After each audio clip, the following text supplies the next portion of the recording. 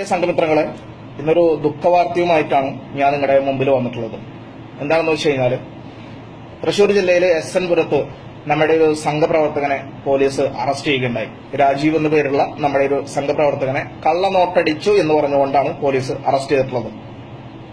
എന്താണ് സംഘപ്രവർത്തകരെ അദ്ദേഹം ചെയ്തിട്ടുള്ള തെറ്റെന്താണെന്ന് നിങ്ങൾ മനസ്സിലാക്കണം. കള്ളനോട്ടടിച്ചു എന്ന് പറഞ്ഞുകൊണ്ടാണ് അദ്ദേഹത്തെ അറസ്റ്റ് ചെയ്തിട്ടുള്ളത്.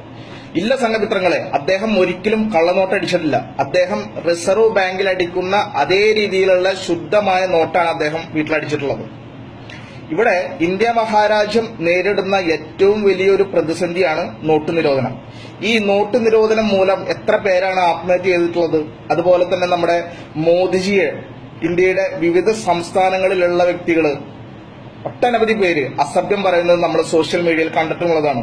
ഈ ഒരു അവസ്ഥ കേരളത്തിൽ വരാൻ പാടില്ല എന്നുള്ളത് കൊണ്ടാണ് നമ്മുടെ സംഘപ്രവർത്തകനായിട്ടുള്ള രാജീവ് അദ്ദേഹത്തിന്റെ സ്വന്തം വീട്ടിൽ റിസർവ് ബാങ്കിൽ അടിക്കുന്ന അതേ രീതിയിലുള്ള ശുദ്ധമായ നോട്ട് അദ്ദേഹം വീട്ടിൽ അടിച്ചിട്ടുള്ളത്. ഈ ഒരു പ്രവൃത്തിയാണ് കള്ളനോട്ടടിച്ചു എന്ന് പറഞ്ഞുകൊണ്ട് കേരളം ഭരിക്കുന്ന കമ്മ്യൂണിസ്റ്റ് പ്രസ്ഥാനക്കാരായിട്ടുള്ള ആൾക്കാർ അവരുടെ അധികാരം ഉപയോഗിച്ചിട്ട് BJP എന്ന് പറയുന്ന രാഷ്ട്രീയ പ്രസ്ഥാനത്തെ അമർച്ച ചെയ്യാനുള്ള ഒരു ശ്രമമാണ് SN പുരത്ത് നടന്നിട്ടുള്ളത്. ആയതുകൊണ്ട് തന്നെ കേരളത്തിൽ തീർച്ചയായിട്ടും രാഷ്ട്രപതി ഭരണം കൊണ്ടുവരേണ്ടതുണ്ട്. അത് മാത്രമല്ല, രാജീവ് എന്ന് പറയുന്ന വ്യക്തി ആരാണെന്നാണ് നിങ്ങളുടെ വിചാരം? നമ്മുടെ പാർട്ടിയിൽ രാജീവ് എന്ന് പറയുന്ന വ്യക്തി ഇല്ലെങ്കിൽ എന്തായിരിക്കും നമ്മുടെ പാർട്ടിയുടെ അവസ്ഥ? വള്ളിയില്ലാത്ത വള്ളി ട്രൗസർ പോലെയായിരിക്കും നമ്മുടെ പാർട്ടിയുടെ അവസ്ഥ. എന്തായിരിക്കും വള്ളിയില്ലെങ്കിൽ വള്ളി ട്രൗസറിന്റെ അവസ്ഥ? ഊർന്നിറങ്ങിപ്പോവും. അതുപോലെയായിരിക്കും നമ്മുടെ പാർട്ടിയുടെ അവസ്ഥ.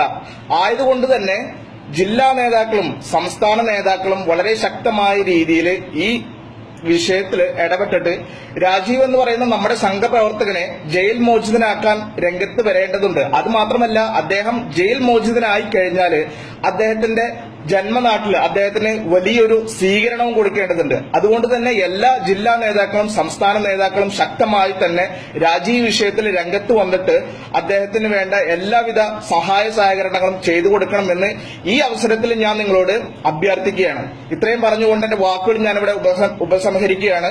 ജയ് ഹിന്ദ്. ബോലോ ഭാരത് മാതാ കീ.